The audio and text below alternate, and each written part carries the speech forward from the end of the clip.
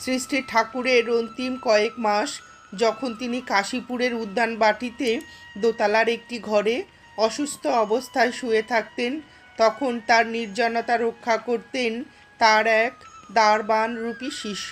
একদিন মন্মথ নামে একটি দুর্বৃত্ত যুবক কাশীপুরে এসেছিল ঠাকুরকে দর্শন করতে, কিন্তু তাকে ওপরে ঠাকুরের ঘরে যেতে দেওয়া হয়নি। ঠাকুর যখন শুনলেন যে মন্মথ নিচে রয়েছে, তিনি তখনই তাকে ওপরে নিয়ে আসতে বললেন।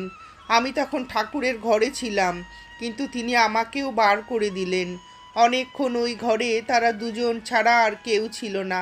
তারপর ঠাকুর আমাকে ডাকলেন এবং তার একটি ছবি নিয়ে আসতে বললেন। সেটা তিনি নিজ হাতে মন্মথকে দিলেন। যুবকটি ওইটি সঙ্গে নিয়ে কারোর সঙ্গে কোনো কথা না বলে পাগলের মতো দৌড়ে বাড়ি থেকে বেরিয়ে গেল। সেই মুহূর্ত থেকে সে সমস্ত জগতের সব